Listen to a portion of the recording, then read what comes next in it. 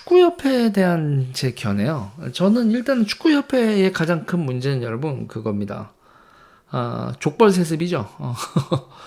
그러니까는 정씨들이 다 해먹는 축구협회가 왜 정씨 감은 거죠? 이게 갸우뚱해지는 부분 그거에 대해서는 좀 얘기를 하고 싶어요. 간단하게 얘기를 하면 옛날에는 80년대 우리가 돈이 없었을 때, 그러니까 전두환 대통령 때, 일명 그 3S 정책인데, 뭐 이런 거 쓰면서, 그 프로야구, 프로스포츠, 그리고 올림픽 대비해야 되는데, 주최국이 경기력이 너무 딸리면 안 된다. 76년에 그 양정모 선수가 금메달 하나 딴 게, 우리 올림픽에서 금메달 다였었잖아요. 그래서 이제, 기업들한테 하나씩 떠넘기죠. 그래서 축구를 그때 이제 정 회장님이 이렇게 떠맡은 거고 핸드볼 협회가 이제 그 있죠. 이건희 회장 뭐 이런 쪽이었고 뭐 이런 식으로 재벌들이 하나씩 뭐 승마협회가 하나 뭐 이런 식으로 해서 됐죠. 그리고 이제 일명 비인기 종목들 이런 거 같은 경우에는 한 체대로 이렇게 수용을 하고 그래서 올림픽 준비를 하면서 국가의 총 역량 그러니까 그 당시에는 시장의 원리로는 협회 운영이나 기타 등등의 답이 안 나왔었던 거죠. 갑자기 기억나네요. 하키협회는 한보에서 맡았었죠. 그런 식이었습니다. 대한민국이 올림픽과 그 스포츠 이게 그렇게 돼 있었는데 지금 축구는요, 여러분. 축구는 그 클럽 같은 경우에는 좀 그렇지만 클럽 같은 경우에는 아직 이게 재정적으로 독립됐다고는 보기 약간 그렇지만 이게 국대 축구 같은 경우에 엠블럼부터 뭐 티셔츠 판매나 기타 등등해서 지금 대한축협이 지금 독립을 못하나? 현대의 재정 지원이 아니면 독립이 안 될 정도로 그렇게 운영이 되나? 이제는 갸우뚱할 때가 됐다고 봐요. 기본적으로 그거 있죠, 여러분.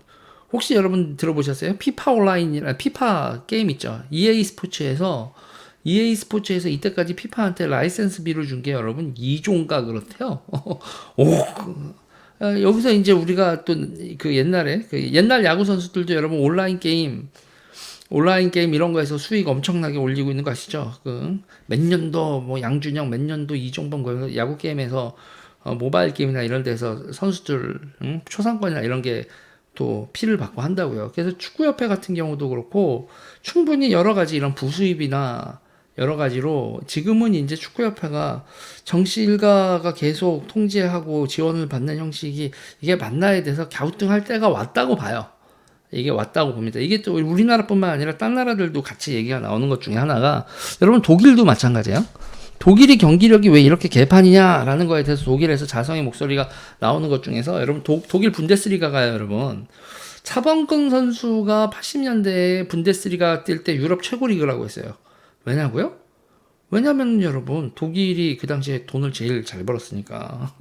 그래서 이제 영국이 프리미어 리그 하려고 여러분 스포츠 토토까지 전부 다 연결시켜주고 프리미어 리그 하면서 그렇게 한 거거든요. 경기 보고 돈 거는 거, 그거에 대한 수익금까지 동원해가지고 프리미어 리그를 이렇게 키우고 할 정도로요. 그랬습니다.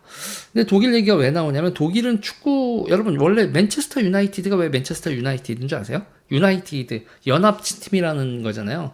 원래 노동자 축구팀이 이렇게 쭉 있었는데 그 노동자 축구팀 맨체스터 지역 공장이나 이런 별로 축구 이렇게 구단들이 있었는데 그 중에서 가장 잘하는 선수들이 모여서 만든 팀. 그래서 맨체스터 유나이티드 뭐 이렇게 되는 거더라고요.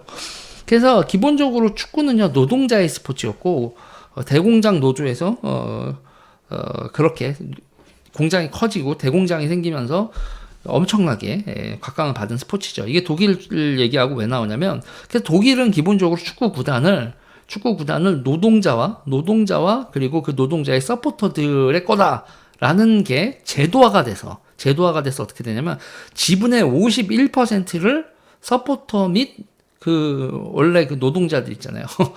그 사람들이 지분을 가지고 있어요.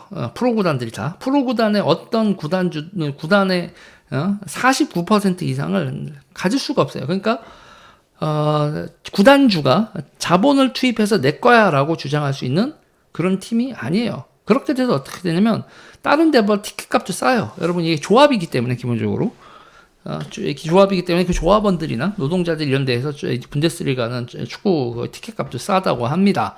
문제는요, 이렇게 되면요, 여러분 어떻게 돼요? 그 밑에 있는 자금 동원력이나 이런 게 딸리는 팀이 위에 팀 이길 수 있나요?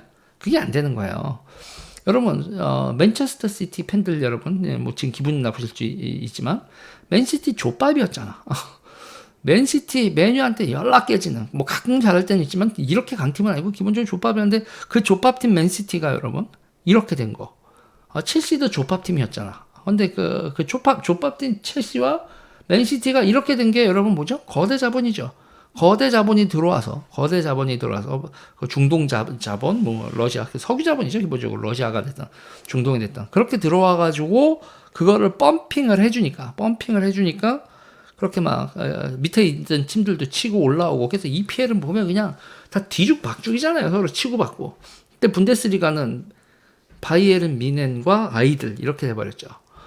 그렇게 되니까 그 자국 리그 자체가 텐션이 너무 떨어지니까 결국은 독일 축구가 약하게 되는 거 아니냐 뭐 이런 얘기가 나오고 그러면서 그 축구 구단의 소유 구조 문제 그리고 이게 누구의 구단이냐 이런 거에 대한 얘기가 나오는데 자본주의적으로 돌아가는 그 정글에서 리그를 치열하게 뛰는 그런 리그를 가지고 있는 나라들한테 안 되는 거 아니냐. 그리고 그 리그에서 뛰는 선수들한테. 뭐 독일에서 이런 자성의 목소리가 나온다고 합니다.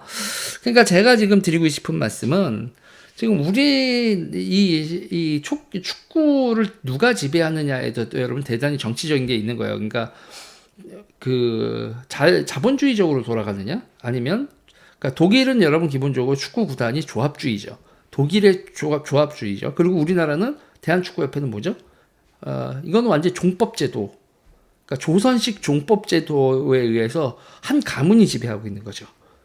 자, 이것도 여러분 되게 이 정치 문화에서 중요한 겁니다. 종법제도, 그러니까 이렇게 가문과 씨족일 중심 체제, 우리나라 재벌들도 그런 거죠. 그런 체제냐, 아니면은 이런 노동자 조합주의냐.